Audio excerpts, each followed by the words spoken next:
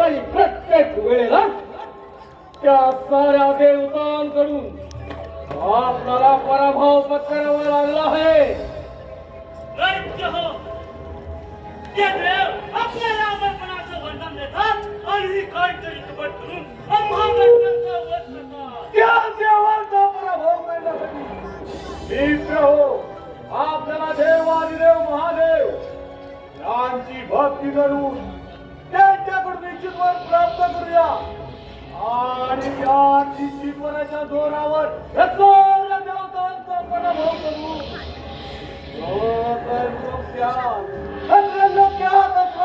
साम्राज्य प्रस्थापित करूया. अगदी बरोबर, अगदी बरोबर. दैत्य हो, चला असं जाऊन त्या शंभो महादेवाची प्रार्थना करूया. चला दैत्य हो.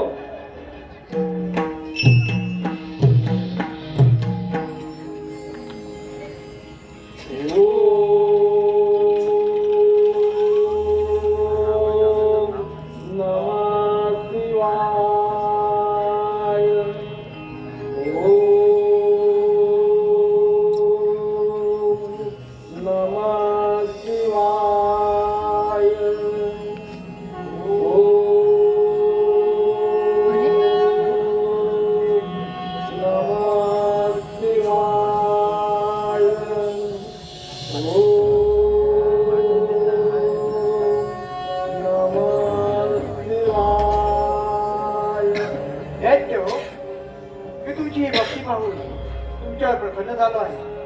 तुम्हाला हवा असलेला चितवर मागून घ्या.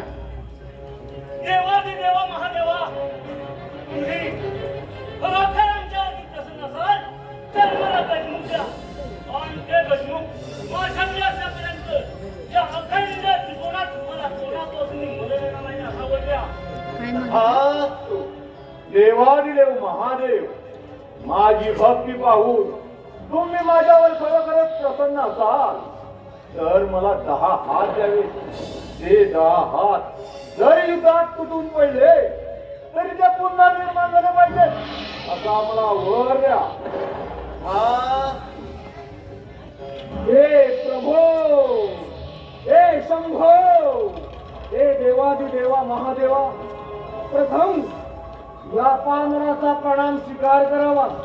हे कैलासपती शिवशंकरा, आपण माझ्यावरती खरंच प्रसन्न असाल तर ज्याप्रमाणे आपण कपाळी भस्म लावता त्याचप्रमाणे ज्याच्या मस्तकावर मी हात ठेवीन त्याचा भस्म झाला पाहिजे असा मला वर द्या. हे दैत्यराज, मी तुला गजमुख देत आहे. हे गजमुख तोवर तुझ्याकडे असेल तोवर तुला युद्धात कोणीही पराभूत करू शकणार नाही. त्यामुळे आजपासून तुझे नाव गजातुरते असेल. जय शिवशंभो. हे असुर सम्राट, मी तुला 10 हात देत आहे. ते 10 हात तोवर तुझ्याकडे आहे तोवर तुला कोणीही पराभूत करू शकणार नाही. ते 10 हात जरी युद्धात तुटले तरी ते पुन्हा उत्पन्न होतील. त्यामुळे आजपासून तुला टिपरातुरे नावाने ओळखले जाईल. जय शिवशंभो. तू तर माझ्या भस्मापासून निर्माण झाला आहे.